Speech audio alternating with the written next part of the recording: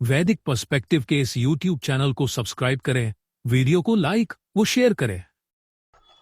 ओम अहन व्रत्रम व्रत्रतरम व्यंसम इंद्रः वज्रेण महता वधेन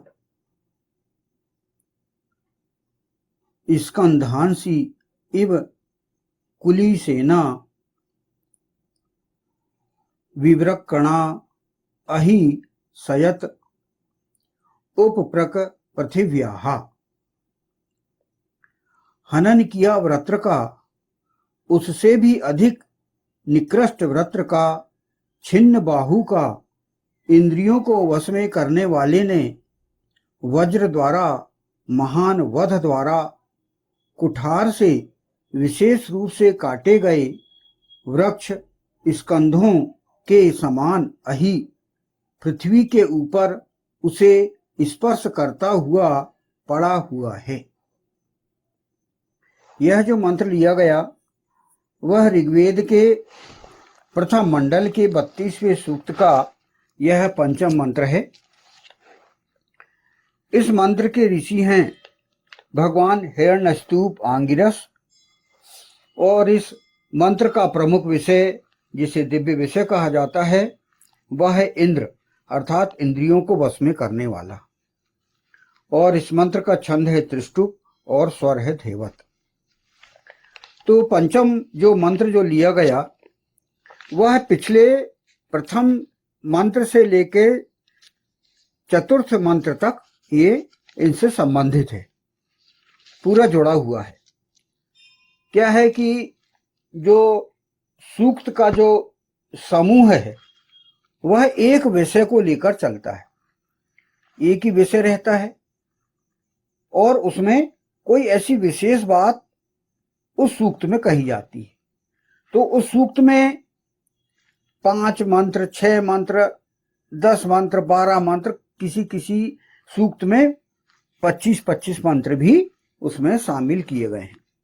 तो यह ईशान ब्रह्म परमात्मा की प्लानिंग रहती है, उसकी योजना रहती है कि हम जो अनुगमन करता हैं उनको जीने के लिए पथ प्रदर्शन जो ईशान परम परमात्मा ने जो दिया है वह उसके ज्ञान, उसके आधार पर उसने दिया है कि कितनी आवश्यकता है मंत्रों की लोगों को, और वह अपने जीवन व्यवस्था के लिए वे उपयोग कर सकें। मंत्र मतलब होता है सलाह, मंत्रणा जिसको कहा जाता है। तो ईश्वर जो है हमको सलाह देता है, इसके अनुसार व्यक्ति चले तो सुख प्राप्त करे। तो यह है एक मंत्र में, बल्कि कहा कि सृजन किया इंद्रियों को वश में करने वालों के लिए। तो सृजन मतलब आपको ये जो सृष्टि जो बनी है वो ईशान परम परमात्मा ने बनाई, और उसने सबके लिए बनाई है। ईश्वर इतना दयालु है, इतना अच्छा व्यवस्थापक है, इतना अच्छा हमें सुविधा देने वाला है, सुख भोग देने वाला है कि कोई है ही नहीं। तो उसने सबका ध्यान रख के एक सृष्टि बनाई, उस सृष्टि में जीवन जीने के लिए नियम कानून बनाए, संविधान बनाया, व्यवस्था बनाई, जिसे कहते हैं वेद, जो कि आज हमें ऋग्वेद, यजुर्वेद, सामवेद, अथर्ववेद में मिलता है। तो यजुर्वेद एक प्रैक्टिकल है, उसके पहले ऋग्वेद जो है वो लगभग 4 भागों का आधा है। जैसे 20,416 मंत्र हैं पूरे वेद में, और इसमें ऋग्वेद ही अकेले में 10,000 से अधिक मंत्र हैं। मतलब आधे से अधिक ऋग्वेद में मंत्र है, और ऋग्वेद के कुछ मंत्र जो है वो यजुर्वेद, सामवेद, अथर्ववेद में रिपीट हुए हैं, उसमें बार बार दोहराए गए हैं। क्यों दोहराए गए हैं? क्योंकि ईश्वर ये चाहता है कि बार बार उस व्यवस्था को लोग अपने मन मस्तिष्क में ठोंक लें, मन मस्तिष्क में बैठा लें, बार बार उनको पढ़ के, इसीलिए दोहराए गए। तो ऋग्वेद चूंकि 10,000 से अधिक मंत्र हैं, उसमें पूरी व्यवस्था बताई गई। ऋग्वेद एक पारिभाषिक ग्रंथ है, पहला भाग पूरी परिभाषाओं से भरा हुआ है, पूरी व्यवस्था बताई गई कि इंद्र क्या है, अग्नि क्या है, सोम क्या है ना, पूरे विष्णु क्या है, ये सारी व्यवस्था पूरी उसमें बता दी गई है, सारे उसमें परिभाषाओं के रूप में बता दिया गया है। फिर यजुर्वेद जो है प्रैक्टिकली चालू होता है। प्रैक्टिकल यजुर्वेद में पूरा यज्ञ मतलब कर्म प्रमुख है, कर्म में आप उतर जाओ उसमें।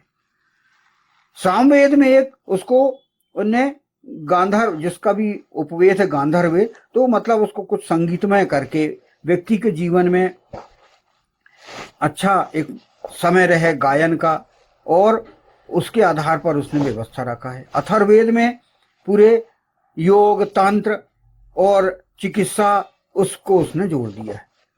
तो ऋग्वेद, यजुर्वेद, सामवेद और अथर्ववेद में बकायदा ईश्वर की व्यवस्था के अनुसार उसने ये मंत्र का डिवाइडेशन कर दिया है, जिससे कि हमें समझना पड़ेगा, क्योंकि हम ज्ञान प्राप्त करके ही एक व्यवस्था को अपना सकते हैं, व्यवस्था का पालन कर सकते हैं, क्योंकि अज्ञान से हम नहीं कर सकते कुछ। और ज्ञान प्राप्त हम करेंगे, उत्तम ज्ञान प्राप्त हम करेंगे, तो इस दुनिया में हम आनंददायक जीवन भी जिएंगे, सुख प्राप्त करते हुए जिएंगे। तो उसने सृजन किया, उसने सृष्टि बनाया है सबके लिए, लेकिन जो अच्छे से सुख भोग पूर्वक जो जीवन बिता पाएगा, उसके लिए उसने कहा कि इंद्र को, इंद्र अर्थात कोई देवता नहीं, कोई व्यक्ति नहीं, इंद्र का अर्थ होता है इंद्रियों को वश में करने वाला। ये सभी के लिए है, मनुष्य, ऋषि, देव, ब्रह्म, विशिष्ट ब्रह्म, परम पुरुष, सबके लिए उसने इंद्रियों को वश में करने के लिए कहा है, तभी व्यक्ति सुख भोग प्राप्त करेगा। अच्छे से यदि जीवन जीना है तो उसे इंद्र बनना पड़ेगा, ये वेद में स्थापित कर दिया गया है। इसलिए इंद्र शब्द 4000 से अधिक बार आया है पूरे वेद में। ऋग्वेद, यजुर्वेद, सामवेद, अथर्ववेद में 4000 से अधिक बार इंद्र शब्द आया है। क्यों? क्योंकि ईश्वर ये चाहता है कि आप अपने इंद्रियों को वश में करें। इंद्रियों को वश में मतलब सरल भाषा में हम कहते हैं अनुशासन। अनुशासन में हम चलते, बिना अनुशासन के हम सुकृत नहीं बन सकते, अच्छे काम नहीं कर सकते। हम अच्छे काम करने के लिए हमें पहले इंद्रियों को वश में करना पड़ेगा और फिर कर्म करना पड़ेगा। कर्म मतलब अच्छे कर्म करके हम सुखपूर्वक जीवन बिता सकते हैं। तो यहां इस मंत्र में ये जो बताया गया है वह डिवाइड करता है ईशान कि अच्छे व्यक्ति और बुरे व्यक्ति कौन होते हैं। यहां पर इसका भाष्य शुरू होता है। अब फुटनोट हिंदी में है, हनन किया वृत्र का, उससे भी अधिक निकृष्ट वृत्र का, छिन्न बाहु का, इंद्रियों को वश में करने वाले ने, वज्र द्वारा, महान वध द्वारा। अहन वृत्रम वृत्रतरम व्यसमिंद्रो वज्रेण महता वधेन। इसकी व्याख्या यहां पर की गई है, भावार्थ अर्थ यहां पर समझाया गया है भाष्यकार के द्वारा। वृत्र ऐसे दुष्ट व्यक्ति को कहा जाता है जो बादलों के समान सुख सुविधाओं को जन सामान्य तक पहुंचने देने में रुकावट हो।